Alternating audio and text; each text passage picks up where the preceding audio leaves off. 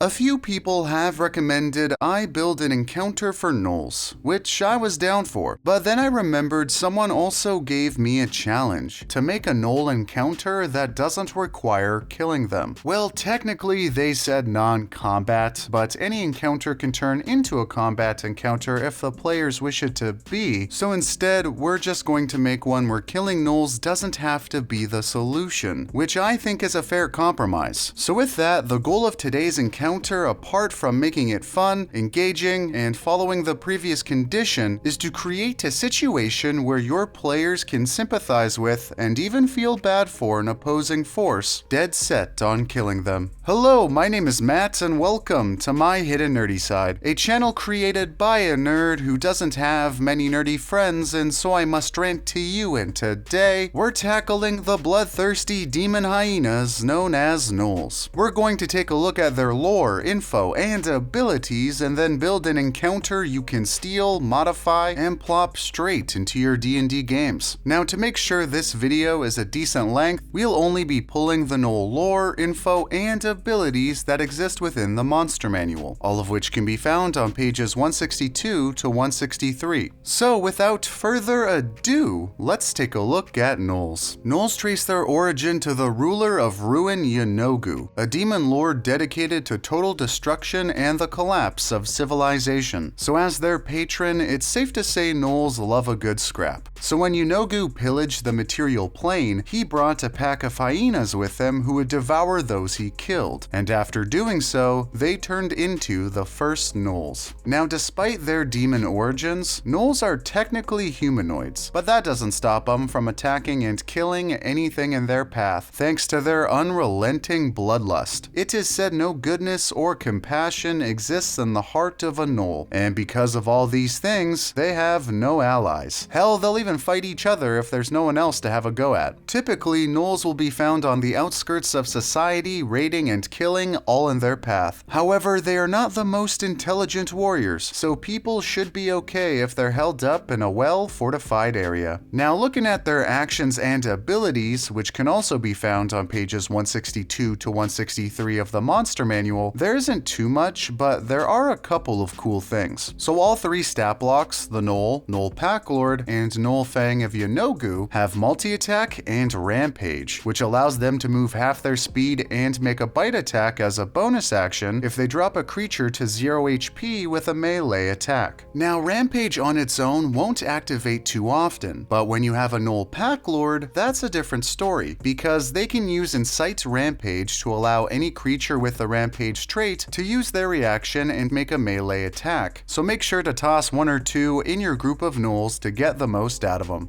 Okay, so now that we've gone over the basic Gnoll lore, info, and abilities, let's start crafting an encounter. This encounter/quest will be aimed at parties level 4 to 7 depending on how difficult you want to make it, and last about 2 to 3 sessions depending on how much you want to stretch it out. The party's motivation should always be tailored to the campaign, but for simplicity's sake, we'll just say your players are visiting a temple where someone who serves your campaign's BBEG is supposed to be located. There your players can find out about the main villain, and if they choose to, can learn how to solve the Gnoll problem as well. So your party will arrive at a small village at the very beginning of a vast desert. Your players will notice there aren't many villagers, and lots of the houses will have claw marks and bite marks on them, and even some will be completely destroyed. Talking to the villagers, your players will find out a week ago a gang of Gnolls attacked their village despite Gnolls living on the opposite side of the desert. Now, they'll say Gnolls have always been a warfaring race causing problems for people, however they will say it's been hundreds of years since a single Gnoll has come this far out of the desert, let alone a dozen of them all at once. The villagers will also say the Gnolls seemed even more ravenous and bloodthirsty than usual. Not wanting to abandon their homes, the village will come together and offer whatever gold they have in exchange for the party stopping the Gnolls. If the party mentions the temple they're visiting, the villagers will give them directions, which are to follow the road to Menica Town, go south until you reach the mouth of a canyon, and then walk to the end and boom, there's the temple. So your party will travel through the desert and will eventually set up camp. But during the night, they'll see a single Gnoll limping towards them. The closer it gets, the more your party can see how rough it looks. Its ribs will be exposed, as will parts of its spine, cheekbones, and so on. As it gets closer, your party can hear it whimper like a puppy and choke on its own saliva. They will see watering around its eyes, and it will look like it's in a great deal of pain. And through your narration, this gnoll is no longer framed as a killer, but as a suffering creature with feelings. Eventually, the gnoll will collapse on all fours and start clawing its way closer to the party. Now, if your party has someone who can use comprehend languages, this is an awesome moment to let them shine. If you don't have someone who can, then allow the gnolls to speak a very broken version of Common, only being able to say several basic phrases. And even if your players use comprehend languages, keep what the gnolls can say brief and cryptic to add more mystery. But the gist of what it will be saying is bad man, so hungry, and burns, along with any description of your BBEG's minion you decide to include. On top of that, if your players use detect magic on the gnoll, they'll detect an incredible amount of it. But the magic won't just be concentrated on the gnoll, they'll detect magic everywhere. After a bit, the gnoll will try to bite at one of your players. If it hits, your players will notice the pain it's in will be alleviated slightly, and will see its flesh start to partially grow back. But if it misses, that's okay. There will be plenty of other opportunities. So clearly something is up with this gnoll, and your party has to decide what to do. They could kill it, tie it up, or something else entirely, but whatever they choose, the gnoll will be dead before sunrise. And if your party watches the gnoll as the sun rises, they'll notice its flesh will burn away. So now your party continues their journey and reaches Menica Town. They'll see a town with decent-sized walls, but won't hear much activity going on within them. As your players walk through the streets, they'll see tons of blood splattered on the walls, carts, boxes, and so on, along with many dead bodies with their meat ripped from their bone. A fairly low investigation or perception check will reveal that despite there being blood splatter everywhere, there are no traces of blood on the ground, and any blood that touches it will be sucked underneath. They'll also see a smattering of gnolls underneath large linen tarps that are tied from roof to roof, providing shade to select areas. These gnolls will be similar to the one your players saw earlier, and one of them will snarl and try to bite your players on sight. However, once the gnoll leaves its spot in the shade and its skin makes contact with the sun, it will whimper, back off, and cower in the corner. If your players try communicating with the gnolls, they'll repeat the same broken babble the earlier gnoll did. However, if the players continue onward, in one of the houses a human man will be hiding, who we'll call Darren. Darren will mention he is a merchant who came to trade a few days ago when hundreds of gnolls started attacking the city. The guards managed to fight them off for a while, but the gates eventually gave way due to their massive numbers. Many people fled, but Darren was pinned in between many gnolls, and once he saw his horse get completely devoured, he hid until help came. Darren will also tell the party any facts you wish that they haven't discovered yet, just in case your players are not the best investigators. And he will confirm the gnolls have always been bloodthirsty and would attack random travelers, but they have never been this feral or desperate before. Darren will also mention they seem to be sensitive to sunlight, which isn't an inherent gnoll trait. Darren will then offer a small reward for his safe exit from Menica Town. Whether your players choose to help him or not, they'll eventually make their way into an alleyway covered with tarps. And in this alleyway, there will be gnolls waiting to ambush them. So combat will begin. However, since killing the gnolls doesn't have to be the solution, if your players simply cut the ropes keeping the tarps up, or use any other means to make sure they are always in sunlight, they can avoid combat altogether. So create as in-depth of a labyrinth as you like within the city to turn this combat encounter into more of a puzzle encounter, where your players can interact with the environment to clear a pathway to outside of town and back into sunlight. This could include the tarps, knocking over unstable buildings to provide unshaded pathways, climbing on rooftops in certain areas, and whatever else. Just mix it up and go wild. No matter what happens, your players will continue onward and eventually enter the canyon pass that takes them to the temple. They'll rest, wake up, and then keep on going until they can see the end of the canyon about 200 to 300 feet away. Since the canyon walls are hundreds of feet high, no sunlight will be able to get in unless it's roughly around noon. But at the end of the canyon, there will be sunlight since the area will slowly slope back into a regular flat desert. However, as your players start making their way to the end, out of some caves within this canyon, dozens of these awful-looking gnolls will start to emerge and rabidly chase after your players. Now, there will be way too many gnolls for your players to fight them all, and so a chase sequence shall begin, where your players try and make it to the end of the canyon and into sunlight before the gnolls can gobble them up. You know, for just a bit of extra tension to spook your players before their eventual run-in with their big bad's minion. And if the gnolls fail to capture your players, describe how they start whimpering before tearing into and eating each other, further showing their desperation and feral tendencies. But after that, your players will keep on going until they reach the temple. Now, how your players find out about this next bit of information ultimately depends on how you want to run it. But to sum it up, your big bad's minion has been working out the kinks to a magical elixir. Upon consumption, the elixir takes what a creature desires most, kicks it into overdrive, and makes it essential to their survival. On top of that, this minion has been collecting blood for any reason your BBEG would need such a massive amount of blood. Whether it's to become stronger, summon a powerful monster, perfect a spell, yada yada yada, that's your call. And so to collect this large amount of blood, this minion has been feeding this elixir to gnolls, since their greatest desire is to kill and feast, basically forcing gnolls to kill a certain number of creatures every so often, or their own body will consume and kill itself. The pain from sunlight is just an ugly side effect. And so the gnolls' minds have been twisted to kill everything they see, or they'll suffer unimaginable pain and suffering right up until they die. And within this desert, a massive magical circle exists beneath it, soaking up all the blood and collecting it for the eventual magical plot point your BBEG is after. Hence the reason your players detected magic everywhere. So whether your party finds this out through notes they can find in the temple, talking directly to the BBEG's minion, using their own magical know-how to figure it out, or something else entirely, it doesn't matter. But they will see some gnolls in cages who are being held, and then eventually force-fed these elixirs. I'm thinking in this temple we'll have roughly 4 to 6 gnolls in cages, with one of them being a pack lord, plus 10 to 20 cultists, 1 to 3 cult fanatics, and your big bad's minion, who we'll give the mage stat block from the monster manual, minus any spell that would one-shot your party at their current level, like Cone of Cold. Now, if the gnolls have been given this elixir, they'll kill indiscriminately. But while they're waiting to receive the elixir, releasing the gnolls may be beneficial to the party, since the gnolls will want to get revenge on their captors. At this point, your players will have discovered everything they're going to discover, and the gnolls not under the elixir, as a thank you, will not try to kill your party. So your party could end the quest here if they wish, but depending on how much you've narratively played into the gnolls' pain and suffering, through their puppy-like whimpering, weakened stance, or any other means you choose, your players might feel sorry for these rabid creatures and might want to help them. And so I'd recommend leaving an antidote in the minion's notes as well, because despite the fact the gnolls will go on killing and pillaging once your party leaves, through your narrative prowess and your player's conscience, your party will have a moral question they need to answer. Do you let a creature suffer just because they're evil? Now, how difficult you should make the creation of this antidote depends on how invested you think your players are. But whether it's a simple lesser restoration or it takes the gathering of supplies through another side quest, in the end, the gnolls your players cure on their way out of the desert will immediately break down into tears and will be forever grateful to your party. What your party does with that gratitude, well,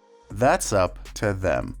So, a string of encounters where your players ultimately sympathize with and feel sorry for bloodthirsty murderers, all while discovering more about their main big bad's evil plans? I think this is all quite spicy enough. But, of course, we can always make it spicier. Well, since the Gnolls are literally eating in order to restore their vitality and flesh, what if we gave them a vampiric bite mechanic? Or for higher level parties, toss vampire Gnolls in the mix. If you don't want to integrate your campaign's big bad into this encounter, what if the villagers were actually the ones responsible for the Gnoll's magical disease and hired your players to get rid of the evidence? And finally, if you really wanted to, you could have your big bad's minion use the blood he's been collecting to summon a powerful creature right then and there that your players and the Gnolls need to fight off together.